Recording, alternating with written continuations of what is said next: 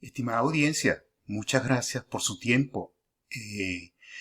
Queremos invitarlos a partir del próximo 24 de mayo a que compartan con nosotros discusiones sobre este tópico tan importante como es el de presión de poros y estabilidad de hoyo.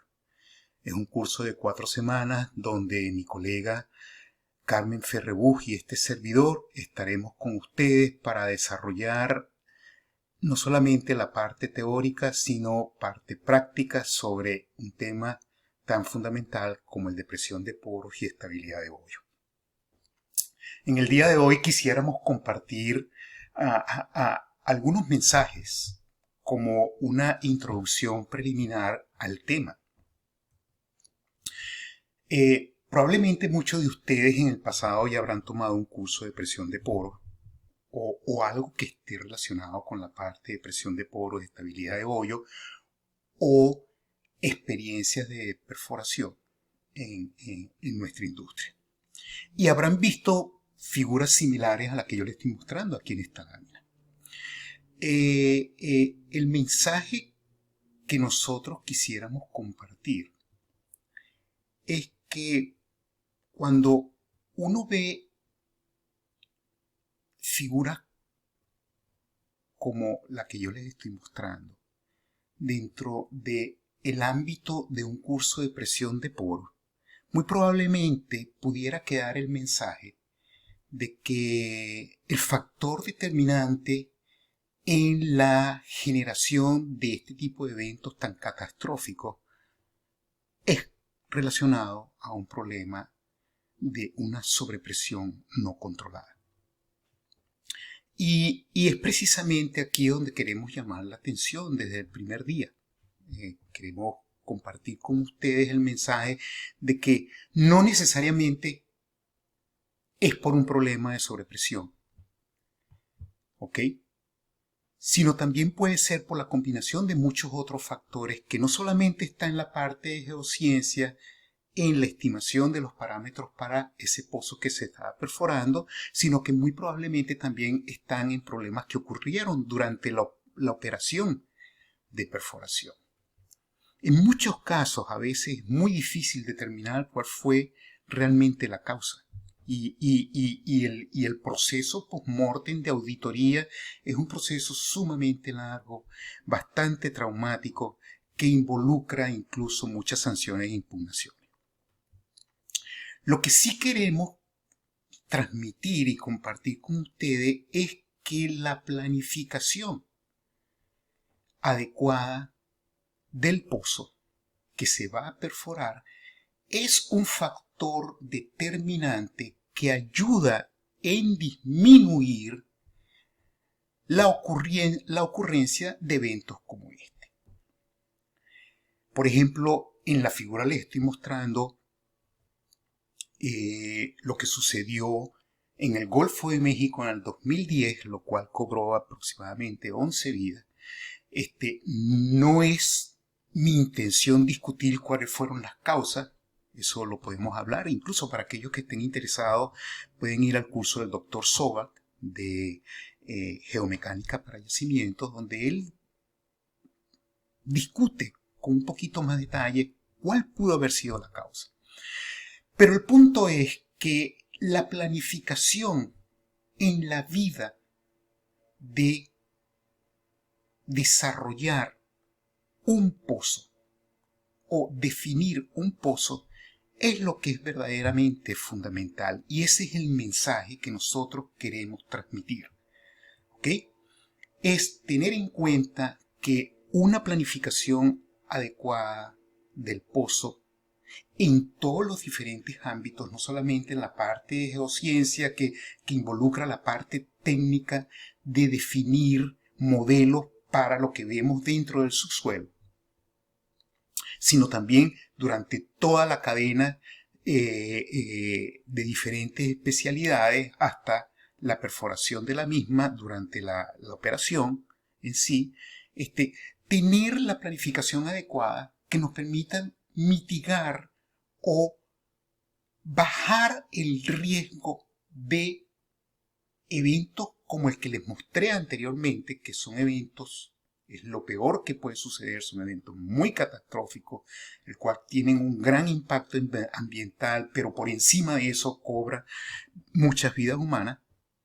Tratar de mitigar ese tipo de efectos, pero no menos importante, tratar de disminuir riesgos de perforación asociados a otros eventos que no necesariamente son como el que les mostraba en la lámina anterior, pero que no dejan de ser o tener una gran relevancia y una gran importancia en el momento de la perforación de una localización en particular. De manera tal que con la planificación adecuada poder definir un pozo que en principio sea como lo que le estoy mostrando en la lámina. Construir un pozo que sea seguro, que sea utilizable y que sea económicamente exitoso. Por supuesto, en algún momento en el desarrollo de este curso tendremos que decir lo que significa económicamente exitoso, pero aquí cabe darle un poquito de libertad a la intuición. Un pozo que se ajuste en lo posible a la planificación que tengamos y que no vayamos a tener por eventos de perforación retrasos importantes dentro de la perforación de ese hoyo, ¿ok? Que vaya a impactar de manera determinante el presupuesto inicial que se había planificado para esa localización en particular. En este sentido, la parte de planificación, como yo les mencionaba, incluye todo un estudio de la parte de geociencia, y dentro de esa parte de geociencia hay un aspecto fundamental que es la definición de un modelo de presión de poro y, por supuesto, más adelante de un modelo de cómo se comportan los esfuerzos dentro del subsuelo. Y en pocas palabras, el entendimiento de esa clase de modelo es lo que nos va a llevar finalmente a un modelo geomecánico alrededor del hoyo que queremos perforar. ¿Cuál es el impacto de tener un modelo inicial lo suficientemente robusto? Y tenemos que decir más adelante qué significa robusto, ¿ok? Pero déjenme adelantarle que el impacto va a ser en poder definir una ventana operacional donde la certidumbre del fluido que estamos colocando dentro de ese hoyo para perforar, bueno, va a ser lo suficientemente adecuado para controlar el pozo. Y controlar el pozo desde el punto de vista geomecánico. Que no vayamos a tener eventos adversos durante la perforación, como lo que yo les estoy nombrando ahí: pérdida de circulación, colapso de hoyo o activación y desplazamiento de alguna falla preexistente que podamos encontrar cuando estamos perforando. Yo no quiero andar en este caso porque eso es lo que va a hablar mi colega más adelante. Pero en otras palabras, sencillamente llegar a la definición de un pozo donde tengamos una mayor certidumbre que el estado final del pozo que vayamos a perforar sea un estado final lo suficientemente ajustado que permita que la calidad de los datos que vamos a grabar sea la mejor posible. En este punto cabe muy bien el principio de precaución que utilizan muchos los geólogos de ambiente, ¿ok? O los ambientalistas, ¿no? Es preferible estar del lado del lado seguro que lamentar, ¿no? Como dicen en inglés, better safe than sorry. Y verdaderamente esto es lo que se trata de hacer cuando tenemos o cuando emprendemos el reto de desarrollar un estudio de presión de poros y un estudio de estabilidad de hoyo. Ahora, ¿cuáles son las oportunidades y cuáles son los retos? Bueno, para hablar de las oportunidades y los retos, permítame introducir esta lámina. Esto proviene de un estudio que fue realizado por Ehrenberg y Nadio en el 2005. Bueno, anteriormente y publicado en el 2005.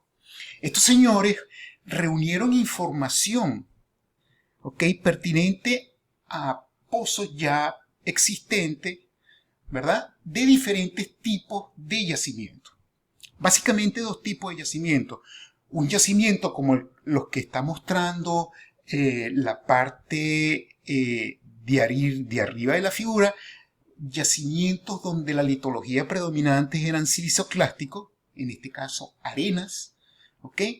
Y otro grupo de pozos provenientes de yacimientos donde la litología predominante, en ese caso, era carbonato. Bueno, ellos reunieron esa información, la editaron, la ajustaron, ¿ok?, la equilibraron para poder hacer una comparación estadística y obtuvieron los resultados que ustedes pueden ver aquí a la izquierda. En la parte superior, hacia arriba, tenemos la distribución, ¿verdad?, de toda esa información de porosidad con respecto a la profundidad. En la parte del centro, como pueden ver aquí, la correspondiente para los carbonatos, y en la parte de arriba para la correspondiente para aquellos yacimientos con litología predominante de arena. Las curvas que ustedes ven acá son los referentes estadísticos a partir de esos datos normalmente utilizados en estudios de geociencia, como son las probabilidades de P90, P50, P10. Entiéndase, por ejemplo, por P50, un promedio estadístico que nos está diciendo que cualquier valor que me muestra esta curva P50, bueno, el 50% de los yacimientos observaron valores mayores que eso. A eso me refiero cuando estamos hablando de esos referentes estadísticos. El referente estadístico por excelencia, ¿ok?, que es un referente optimista, es el corte de P50. Bueno, si nosotros observamos las curvas, antes de ir a las curvas, si vemos los datos, que es lo que está en el fondo en negro, con estos símbolos negros, algunos son estrellas, otros son círculos, otros son rayitas verticales, en fin, que significa que vienen de diferentes partes, lo que podemos ver de entrada es que hay una gran dispersidad y variedad de la porosidad, que es lo que ellos están midiendo, de la porosidad con respecto a la profundidad. ¿Y esta profundidad cuál es? La profundidad de soterramiento de los sedimentos. ¿Ok? La dispersidad es mayor en las arenas que en los carbonatos, lo cual ya nos empieza a dar luces de que la porosidad varía mucho más con la profundidad en las arenas o en los carbonatos. O en pocas palabras podemos reinterpretarlo de la siguiente manera, de que la porosidad es mucho más susceptible en ciertos tipos de litología como las arenas y mucho más, por ejemplo, en las lutitas, que en los carbonatos. ¿Ok? Lo otro que podemos observar rápidamente de esta lámina, sin entrar en mucho detalle, es que los valores iniciales de porosidad para cada tipo de litología es distinto. En siliciclásticos, como las arcillas, las lutitas, perdón, y las arenas, estamos hablando entre 60 a 40% o 30% respectivamente, mientras que en los carbonatos es mucho menor. Y cabe la pregunta, ¿por qué esa porosidad inicial al momento de la sedimentación es distinta? Bueno, eso ya nos empieza a decir que verdaderamente el tren de porosidad depende de manera fundamental de la litología.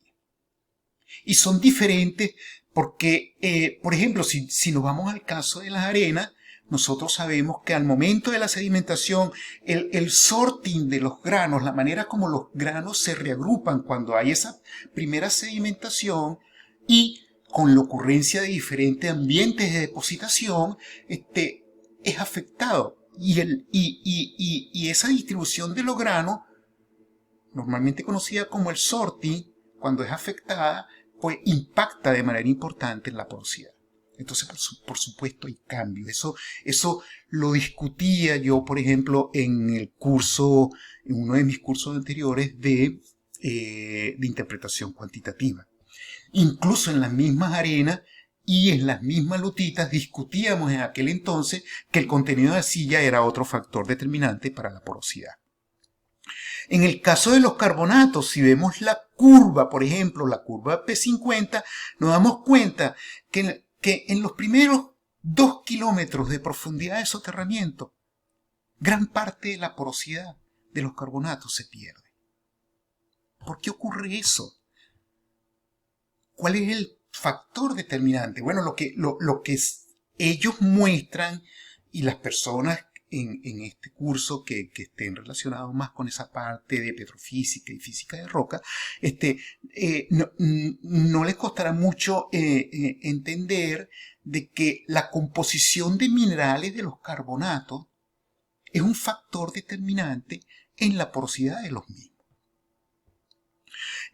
Uno de los minerales principales componentes, que son principales componentes de los carbonatos, como la aragonita, son minerales que desde el punto de vista termodinámico son muy inestables y generan una cementación temprana a profundidades muy someras. De manera tal que entender la porosidad es un tema de primero comenzar a entender de que hay un aspecto litológico que determina la porosidad. Nada más para ir un poquito más allá. Si ustedes ven, por ejemplo, la distribución en bajas porosidades, probablemente en el orden entre 0% a 8%, digamos entre 5 a 8% o hasta 10%. Bueno, los carbonatos presentan más porosidad de ese tipo que las mismas arenas. Esto lo vemos rápidamente en la gráfica. Esas son oportunidades importantes que no vamos a discutir en este momento. Otro aspecto importante es si usted compara aquí la curva azul, que es el P50 de los carbonatos, con el P50 de las arenas. Bueno, lo que nos está diciendo esto, que en promedio estadístico, para cualquier nivel de profundidad de soterramiento, las arenas tienen mayor porosidad que los carbonatos. Esto nos está diciendo que la porosidad depende de manera fundamental de tipo de litología. Ahora ustedes se preguntarán, bueno, me está hablando de arenas, me está hablando de porosidad, pero esto es un tema de presión de poro. Bueno, lo que vamos a aprender durante el curso es que presión de poro está altamente conectado con el espacio poroso. Y permítanme adelantarles, si ustedes tienen un espacio poroso que en profundidad no está cambiando a pesar de que la carga litostática va aumentando, es porque algo dentro del espacio poroso se está resistiendo. Bueno, ese esfuerzo que se resiste, eso es lo que es la presión. Y cuando esa presión excede un cierto nivel que discutiremos y definiremos en el curso, entenderemos lo que es sobrepresión cuando pase ese nivel y diremos cuál es ese nivel, que es un nivel hidrostático. De tal manera que entender presiones de poro significa entender litología. Y significa entender más que litología cómo la porosidad cambia con profundidad para una litología determinante. Lo que nos está diciendo que estimar sobrepresiones o presiones de poro sin tomar en cuenta la litología detrás del yacimiento que estamos estudiando es una presunción bastante peligrosa. Ahora, en este sentido, ¿cuáles son las oportunidades y cuáles son los retos? Bueno, el reto es que para cada litología el cálculo de presión de poro no es verdaderamente trivial. En algunos casos es más sencillo, en algunos tipos de litología se ha hecho y se ha logrado mucho más avance, pero en otro tipo de litología como los carbonatos, y ya les puedo adelantar, la situación es un poco más difícil. Porque en los carbonatos la relación del esfuerzo con los procesos de compactación química verdaderamente son bien complejos. Y esa compactación, por ejemplo, en carbonato, sucede en profundidades muy tempranas. Es decir, que la temperatura no es el factor determinante. Lo que es el factor determinante es comprender, por ejemplo, cómo minerales como la aragonita se distribuyen dentro del yacimiento que estamos estudiando. Es decir, que comprender presión de poros, por ejemplo, en carbonato, es entender cómo se distribuye la porosidad dentro del carbonato. Ahora, eso es un reto, pero al mismo tiempo es una oportunidad. Ahora, ¿qué otras oportunidades o logros hemos tenido?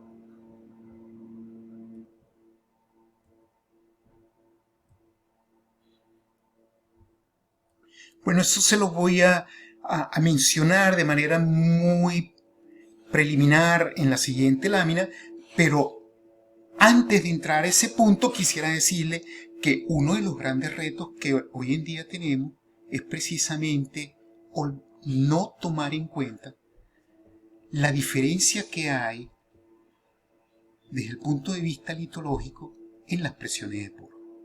Presión de poro no es la frase correcta. Tenemos que hablar presión de poros para un tipo de litología predominante.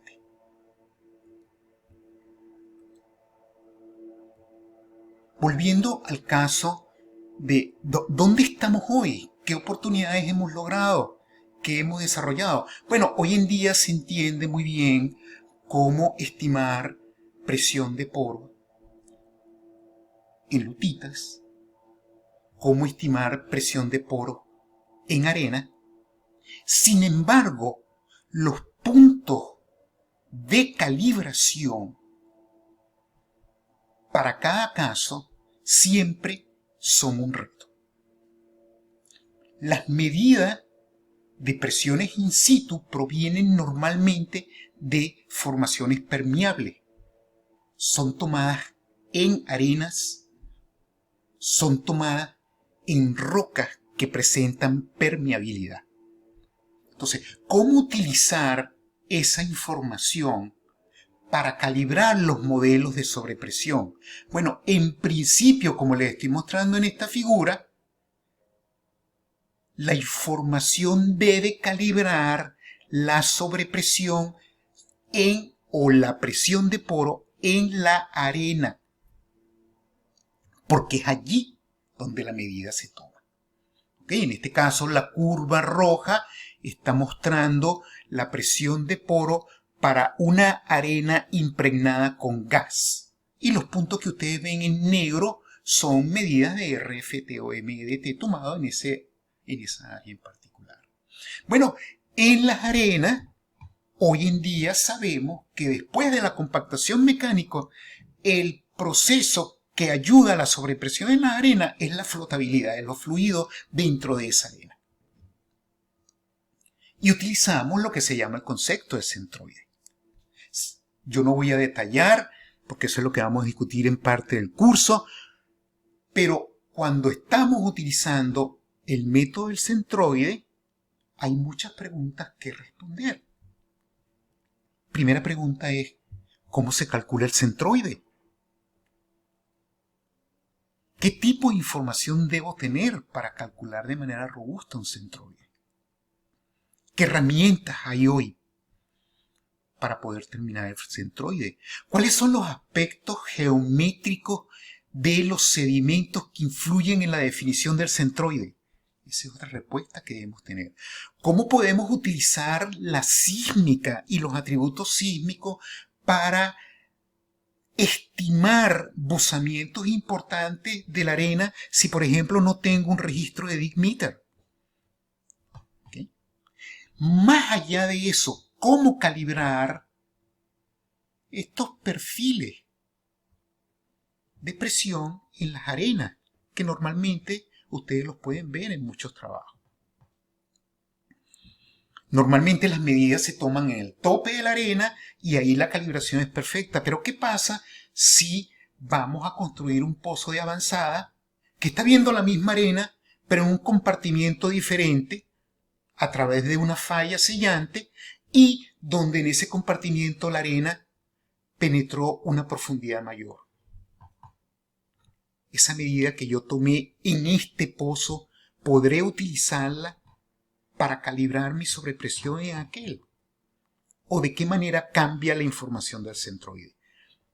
Y más importante aún, ¿cómo puedo utilizar yo esta información para estar seguro que la curva o modelo de presión de poros, como le estoy mostrando aquí en azul oscuro, es un buen modelo de la presión de poro en las arcillas, en las lutitas? Cuando estos puntos de calibración fueron tomados en las arenas, ¿cómo puedo utilizar yo esa información? Bueno, eso es parte de la discusión que vamos a tener durante el curso y lo que vamos a compartir con ustedes. ¿Okay? Con esto quiero dejar una pequeña motivación en el tema de sobrepresiones para que ahora mi colega les haga una introducción sobre la parte de estabilidad de hoyo, muy referente a las propiedades geomecánicas que encontramos en el subsuelo. Hola a todos, yo soy Carmen Ferrebus, especialista en geomecánica, y estaré junto con Daniel Mujica en la segunda parte de este curso de presión de poros y estabilidad de hoyos.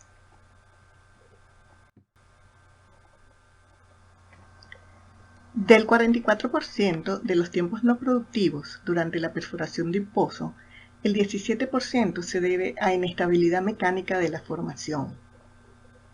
La inestabilidad del hoyo es responsable del tipo más serio de pega de tubería. En consecuencia, trae muchos problemas que a veces llevan a redefinir el diseño del pozo con un sidetrack. ¿Qué mantiene un hoyo estable? Hay muchos factores que influyen: la resistencia de la roca y el comportamiento mecánico de la roca, las prácticas en la planificación y operaciones de perforación, que comienzan con la definición de un modelo geomecánico, y el buen diseño del lodo. Un lodo que soporte la pared del hoyo y en el mejor caso forme un revoque efectivo. Estaremos hablando de geomecánica y cómo construir un modelo 1D de estabilidad de hoyos.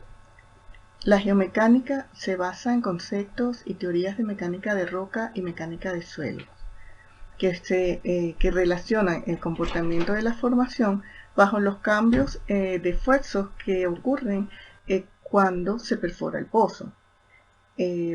Utiliza resultados experimentales de campo y de laboratorio en conjunto con soluciones analíticas que son aplicadas a los modelos para resolver problemas particulares.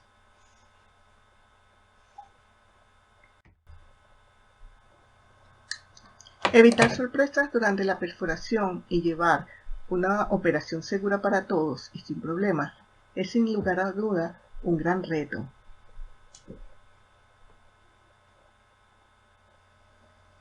Por eso es importante conocer los fundamentos teóricos que nos ayuden a crear modelos de predicción y conocer cómo se distribuyen las presiones, como lo explicó Daniel anteriormente, ¿no?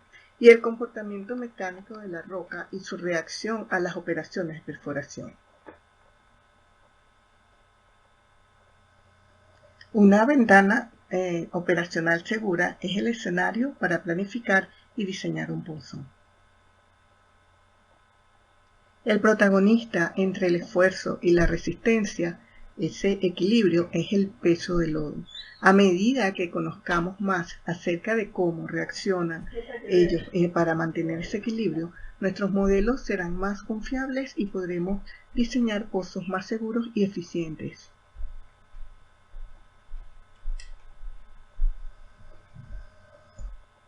En nuestro curso estaremos hablando desde los fundamentos teóricos hasta el desarrollo de los flujos de trabajo aplicados como ejercicios a situaciones reales.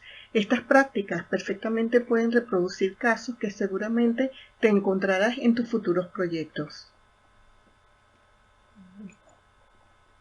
Identificación de los esfuerzos alrededor del hoyo, propiedades mecánicas de la roca, incorporar el criterio de falla y la geometría del pozo son temas de los que estaremos hablando, y varios de ellos de por sí involucran procesos complejos desde el punto de vista conceptual, restringiendo su aplicación, muchas veces su aplicación práctica, a la información disponible.